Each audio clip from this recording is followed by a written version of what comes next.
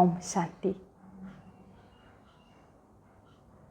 যেতিয়া আপোনাৰ জীৱনত কিবা ডাঙৰ ঘটনা ঘটে বা ঘটি আছে, আপুনি বৰ্তমান বিভিন্ন ধৰণৰ সমস্যাত আপুনি জৰ্জৰিত, কাৰোবাৰ দ্বাৰা আপুনি আক্ৰান্ত, প্ৰলোভিত, বিশ্বাসঘাতকতা কৰিছে আপোনাৰ লগত, তেনেকুৱাত আপুনি এটা কাম কৰিব, যিটো কাম কৰিলে আপোনাৰ কি হ'ব, এই যিটো ঘটি আছে ঘটনাৰ পৰা আপুনি অলপ মানসিক শান্তি পাব। কাৰণ বহু ঘটনা ঘটি যায়, আমি শাৰীৰিক অশান্তি ইমান নাপাওঁ, কিন্তু মানসিক অশান্তিটো বহুত বেছিকৈ পাওঁ।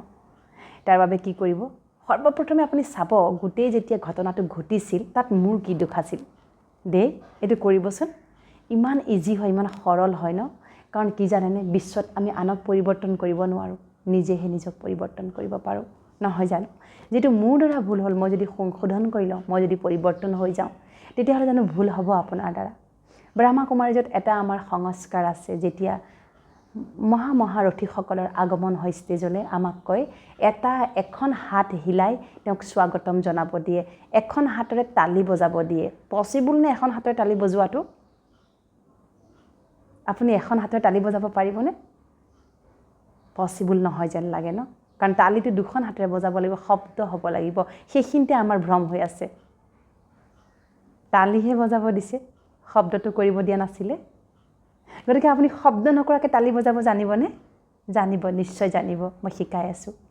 কি কৰিব, যেতিয়াই ঘটনা দুৰ্ঘটনা কিবা ঘটে আপোনাৰ জীৱনত, এতিয়াও ঘটি আছে অহৰহ, আপুনি কাৰোবাৰ পৰা অশান্তি পাইছে, অসূয়া পাইছে, কোনোবাই আপোনাক জ্বালা যন্ত্ৰণাই দগ্ধ কৰিছে, আপুনি কাবু হৈ পৰিছে, সেইখিনিতে কেৱল অলপ সময় নিজে অকলশৰে বহি এবাৰ চিন্তন কৰক যে মোৰ কোনখিনিত ভুল হৈ আছে, মোৰ কোনটো কথাৰ বাবে তেওঁ এনেকুৱা হৈ গৈছে, মোৰ কোনটো কথাত তেওঁ বিৰোধিতা কৰিছে, মোৰ কোনটো ব্যৱহাৰে তেওঁক দিগদাৰ দিছে, বা সন্তানটিৰ ক্ষেত্ৰতো মোৰ কোনটো সংস্কাৰ, মোৰ কোনটো ৱৰ্ড, মোৰ কোনটো শব্দই সিহঁতক মোৰ প্ৰতি বেয়া ভাৱনা আনাইছে,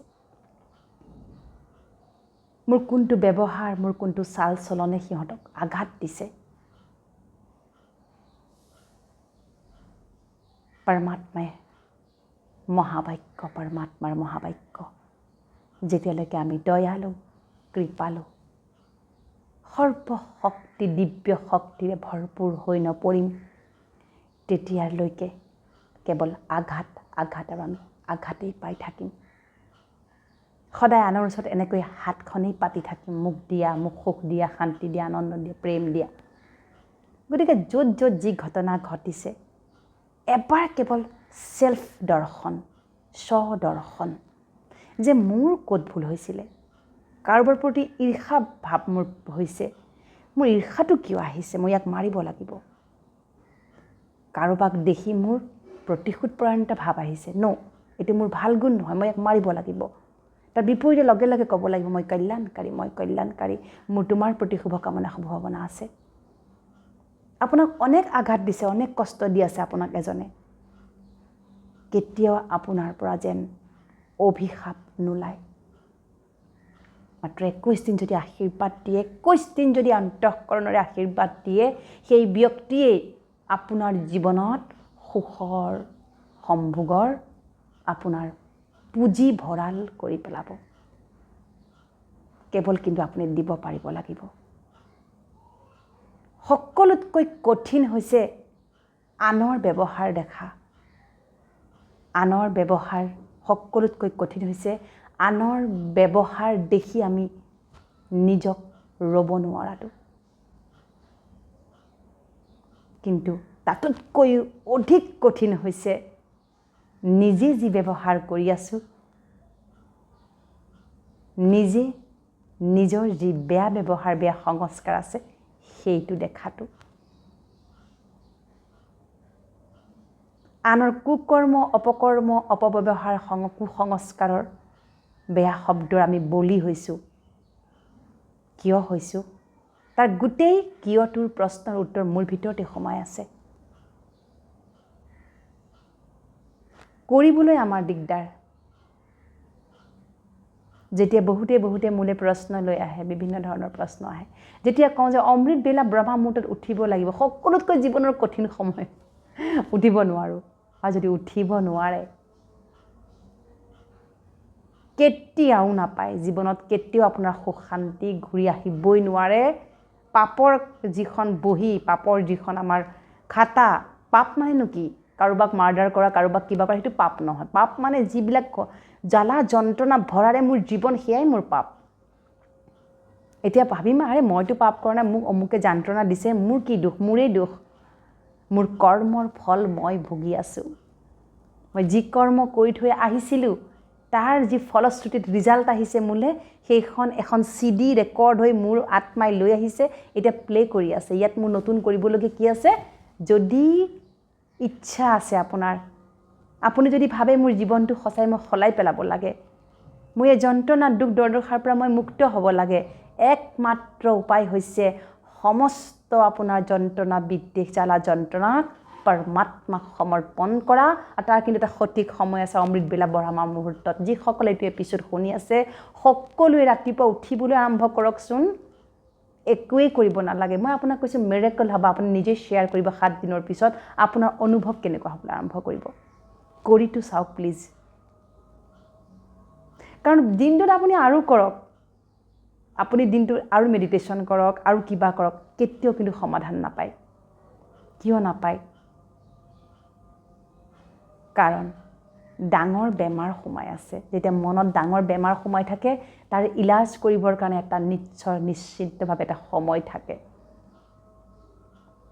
নহয় জানো এটা অপাৰেশ্যনৰ সময় দিয়ে সদায় ডক্টৰে গতিকে আমাৰ অপাৰেশ্যনৰ মানসিক যিটো আত্মিক অপাৰেশ্যনৰ সময় হৈছে ৰাতিপুৱা 2:30 বজাৰ পৰা লৈ 4টা বজাৰ ভিতৰত এইখিনি সময়ত আপুনি এলাৰ্ম ক্লক লগাই আপুনি সাৰ পাওক সাৰ পায়ে একো ক'ব নালাগে 7 দিনলৈ মাত্ৰ সাৰ পাই আপুনি এইটো কৰক মই পৰম পিতা পৰমাত্মা ঈশ্বৰ আল্লাহ গড ভগৱানৰ সন্তান মই মহা শক্তিশালী মই মহা কল্যাণকাৰী মই ডিভাইন মই স্বৰ্গীয় মই শান্ত আনন্দ সুখ দিব্য পবিত্ৰতা স্বৰূপ মই শক্তিশালী মই সন্তুষ্টতা মূৰত মই সফলতা মূৰত মই বিজয় ৰতন মই বিঘ্ন বিনাশক মই সকলো ঈশ্বৰীয় সম্পদৰে শক্তিৰ ভৰপূৰ আত্মা কৈ চাওক 7 দিন কৈ চাওক শুই উঠিয়ে ক'ব কিন্তু একো কৰিব নালাগে আপুনি কেৱল কওকচোন এনেকৈ 7 দিন কৈ থাকচোন আপুনি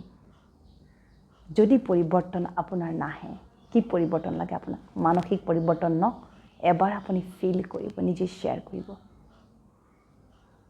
কিন্তু এটা কথা এটা কণ্ডিশ্যন আছে কণ্ডিশ্যনটো হৈছে যদি আপুনি কেনেবাকৈ সন্দেহবাদী মনলৈ কৰিলে এই হ'বনে নহ'ব পাৰিম নে নোৱাৰিম সেই সময়ত কোনো যাতে বেলেগ থট নচলে কোনো ধৰণৰ যাতে স্বাৰ্থ নিৰ্হিত হৈ নাথাকে মই এইটো প্ৰব্লেম পাই আছোঁ কাৰণে মই এইখিনি কৰিছোঁ মই জীৱন ভৰ প্ৰব্লেমৰ পৰা মুক্ত হ'বলৈ এইখিনি কৰি আছোঁ মই এইখিনি কৰাৰ পিছত মোৰ জীৱনলৈ কোনো ধৰণৰ কঠিন সময় আহিবই নোৱাৰে কাৰণ কিয় মোৰ যিটো অ'ৰা গঠন হৈ আছে ইয়াৰ জৰিয়তে সেই অ'ৰাত কোনো নেগেটিভ শক্তিয়ে আক্ৰমণটো কৰিবই নোৱাৰে বৰঞ্চ আহিলেও সি পজিটিভিটিলৈ ৰূপান্তৰ হৈ যাব দেই কৰকচোন এইখিনি কৰি চাওক নিজে নিজৰ চিকিৎসক হওক পৃথিৱীত শৰীৰৰ চিকিৎসক অনেক পাব মানসিক চিকিৎসকে আপোনাক পাৰ্মানেণ্টলি সুস্থ কৰিব নোৱাৰে আপুনি আপোনাৰ মানসিক ডক্টৰ হওক সদায় মনৰ লগত সংযুক্ত হৈ থাকক মন বুদ্ধিৰ মাজত সদায় এটা আলোচনাত থাকিব মনে যি কৈছে বিবেকক নিৰ্ণয় ল'বলৈ আপুনি সময় দিয়ক দেখিব আপোনাৰ জীৱন অন্যতকৈ বেলেগ বহুজনতকৈ বেলেগ হ'বলৈ আৰম্ভ কৰিব দেখিব নাপাব যিটো আভ্যন্তৰীণ সুখ শান্তি আনন্দ পবিত্ৰতা ডিভিনিটিত আপোনাৰ জীৱন জীপাল হৈ থাকিব যি জীপালতাত আমি বাস কৰোঁ কঠোৰৰ পৰা কঠোৰ পৰিস্থিতি কঠোৰৰ পৰা কঠোৰতম শব্দ ব্যৱহাৰ কুসংস্কাৰ সকলো লাহে লাহে লাহে লাহে ভাল সংস্কাৰলৈ ৰূপান্তৰ হ'ব আপোনাৰ দ্বাৰা গতিকে আৰম্ভণিটো কোনোবা যেনটো কৰিবই লাগিব কোনে কৰিব পৰিয়ালত খাটখুট কিবা কিবি লাগি আছে এজনে আনজনৰ লগত মনোমালিন্য অমুক কোনে কৰিব কোনোবাইতো ষ্টেপটো আগবঢ়াব লাগিব পৰমাত্মাৰ মহাবাক্য মাত্ৰ তোমালোকে সাহসৰে এটা কদম আগবঢ়োৱা মোৰ স্মৰণত থাকে এটা কদম আগবঢ়োৱা মই তোমাক 1000টা কদম আগবঢ়াই লৈ গুচি যাম পৰমাত্মাৰ মহাবাক্য কৰিব দেই আৰু জীৱনটো আপোনাৰ সোণৰ দৰে হীৰাৰ দৰে ক্ৰিষ্টেল ক্লিয়াৰ দাগবিহীন বেদাগ এটা মোহৰলৈ ৰূপান্তৰ কৰক